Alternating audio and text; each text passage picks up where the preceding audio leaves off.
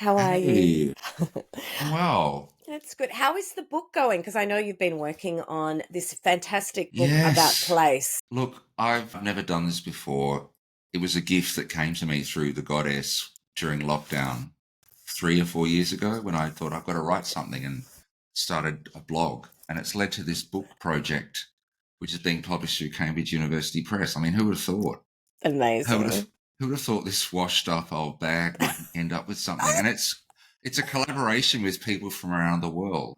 I've come to meet this really cool guy through Threads, actually, Mm. a clinical social worker who's interested in this notion of eutierria, which is human oneness with nature, which is a very indigenous concept. And we met online and had this amazing talk, and he gave me reflections on the things that I'm researching: psychological sense of place, Mm. psychological place attachment, place dependence, place identity.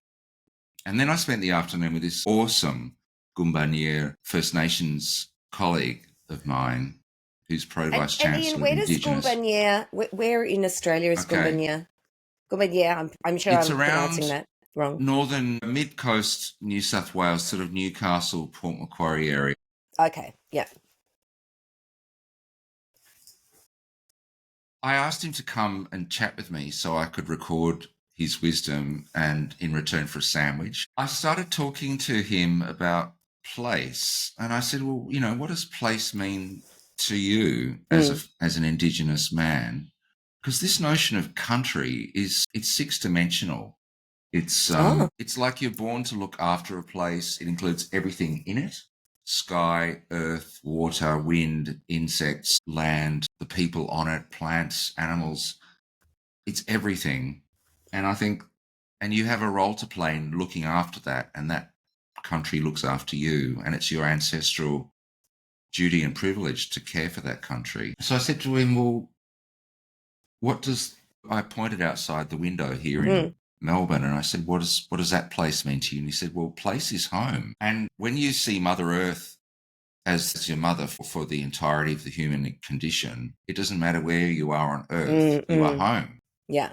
Oh, And because he was invited to come to Melbourne by the traditional owners, the Wurundjeri, he may not have the custodial responsibilities to care for place that they have, yeah, yeah. but he has a sense of shared kinship with that place and has shared a sense that he's also home because they've shared part of their life world and responsibilities with him. And it's like, Dorothy in The Wizard of Oz said there's no place like home. And I Yeah, mean, a traditional owner's version of that movie would be place is home, the end. yeah. It's kind of like those parables where you go seeking for yourself or I seeking for spiritual know. evolution, and then you end up where you started, right? Yeah, So it was you're there here all the time. already. Yeah, yeah, yeah.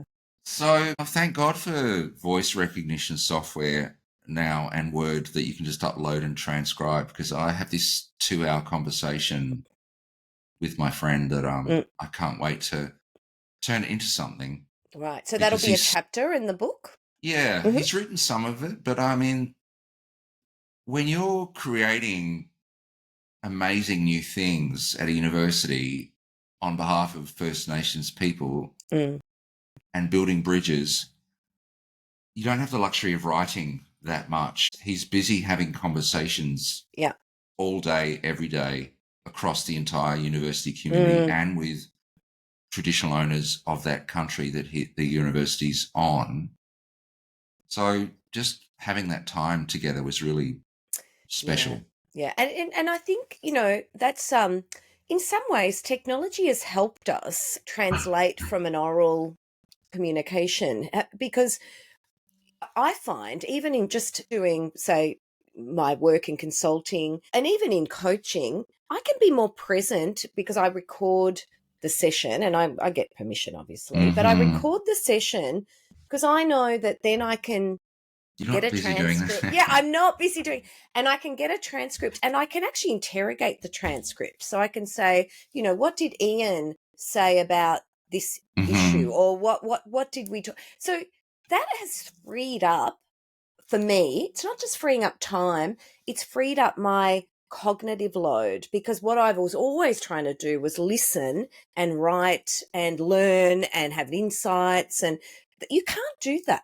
I can't really be present if I'm trying to analyze, or, because I have to write what you're saying. So what I'm trying to do is summarize what you're saying. That's an analytic kind of process. I can't be present when I'm doing that. There's no way. I'm not really listening, right? So in some ways that's been, for me, it's changed my world, because I want to be more present. I want to be in this moment. I still don't trust that it's not going to be deleted, or I'm not going to accidentally delete it. So Yeah. do you remember when faxes first came out, and I would send the fax and then post the letter just to make sure? You're going to get an early I don't morning remember flight. that, Ian. You're going to catch an early morning flight, so you set 2 alarms on different clocks. Yeah, I sort of feel like I haven't quite got to trust everything yet. Yeah. But there is that. And so today we wanted to talk about learning, but I wanted to start off with that, because I think that what you're doing with the book is really interesting, and particularly getting those perspectives, and it'll be a fascinating read. And I think that, I know we talk about business culture in this podcast, but we also expand our learning to other areas. And I think place has a role in organizations, as does identity, as does, the things that you talk about in the book. So do you have are there people contributing from a organizational perspective as well, or is it mainly community, nations, place? How, give me a bit of a synopsis of the book. If you're angling to write something, just reminding you are doing 3 jobs at the moment, but I welcome your... I'm not going to write something right now. You've actually, it's actually a good point. Not explicitly, but I guess with my background in organizational psychology, I tend to have that lens. Well, I think there is a connection, but it's around the deeper purpose of the book, which is for non-Indigenous people to understand the extent to which we've been colonized in our language, in our customs, in our understanding of the world, and also to support, Black, Indigenous people of colour to be emancipated from that. And the young chap that I met yesterday building a therapy practice called eutierria, which is around helping people of colour, Indigenous people, Black people, to sort of use the therapeutic process to gain insight into how so much of their internal world is an expression of the negativity that they've absorbed throughout their lives. My immediate interest was in community psychology and empowerment and adult learning, because that's exactly the same frame that empowerment and adult learning has. And it does need to occur for me in a group context, which is maybe where organizational settings become useful. Yeah. But it's very interesting. I wonder to what extent organizations are repositories for colonized thinking. Yes. Which others, people of difference, the language is masculinist. A lot of organizations are set up to strip mine the planet and make money by depleting social and environmental and human capital elsewhere, Yeah, that's right. That's right. And I think, go ahead. At some level it sounds a bit woo-woo. It sounds a bit, let's get out the crystals and the symbols. But I actually think you need a vision that is holistic. And it's probably why I'm so energized by the US Democratic Convention, because I'm feeling hopeful that human decency and respect for all people and inclusion of all people and dialogue is coming back. And I was like, oh my God, I didn't realize how traumatized I've been for 9 years. Oh my God, So there's a lot of lovely things happening at the moment. Yeah. And going back to this idea of organizations being able to address perhaps the impact of colonization, I think there's something in that, because then I'm linking it to the current need we have to have a positive duty around mitigating the effects of harm that relate to violence, bullying, and harassment due to difference, due to diversity, due to otherness. And that is very much an organizational problem. I'm part of a group of HR directors, and they were asked which problem, is top of mind at the moment. And for them, it's, how do I develop a positive duty action plan for my organization? Because the legislation has changed and organizations are very much they have that responsibility to have a plan for creating that organizational culture,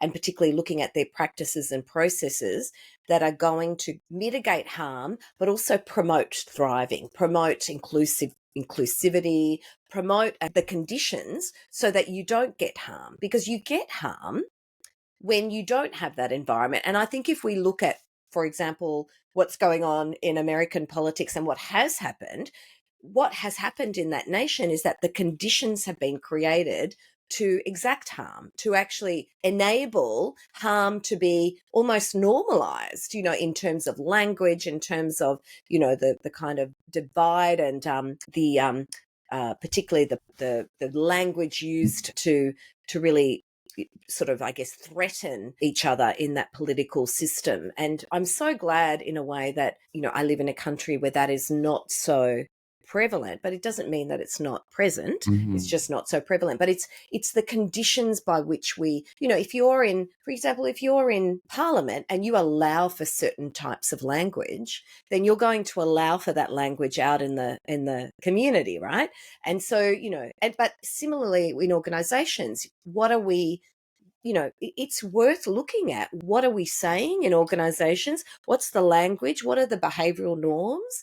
And how does that, if we go back to, models that actually come from colonization and other acts of violence in a way, don't they? It's other acts of suppression of particularly power in some ways. I'm sure you and many other people of Australian background, and probably some around the world, would remember our infamous moment where we had a female prime minister and those right-wing sort of MAGA types got outside the Australian Exactly. Parliament House with "Ditch the Witch." And Exactly. I mean, It's that goes to disgusting. the core of, A, misogyny, and B, taking pleasure in trying to destroy someone. Exactly. I was saying to you before we started filming, I've been sort of getting a little bit choked up watching Tim Walsh's son, Gus, who's 17 and neurodivergent, just jumping up and expressing love for his father in the auditorium with 100,000 people in it. And it's like, it warms my heart. Mm. But then you go back to some hideous moment I won't call him the T word, I call him the Orange Clown, where he was on stage mocking a reporter who had a type of disability. Exactly. And I mean, that was normalized. Yeah, exactly. So how can Exactly. that not flow into organizational culture? How can Absolutely. it not? Because community, because nation, community, organizations are part of the same fabric. And in some ways, going back to where we started, if we look at, we can learn from our Indigenous brothers and sisters in a way. We can learn from their perspectives because they see that as a fabric, right? And we can see that as a fabric. There is no way that we can separate those things in an analysis. They are always part of the same. Absolutely. And tell me a little bit about what you saw in relation to the Walsh's speech, because I didn't see that. I didn't see because you were sort of saying that his son was able to be himself on stage. Tell me a little bit about what you saw, because I didn't see that speech. So the first thing I saw was Walsh Senior. Mm. Tim was on stage Yeah. acknowledging and thanking his family who was sitting in the audience, saying that he was their world. They were his world and he Yeah. loved them. And Gus jumps up and Oh, starts Gus is the weeping and son. Right. starts clapping and says, "That's my dad." Isn't that gorgeous? And like, I think the traditional trope with families who have a member of the family who is different or has a disability in some Mm-mm. way or is neurodivergent or behaves differently is they want to stage manage that person's behavior so to mitigate Yes. any reputational risk to themselves. And so there's Yes. kind of a shepherding and they didn't. They actually hugged him and celebrated with him.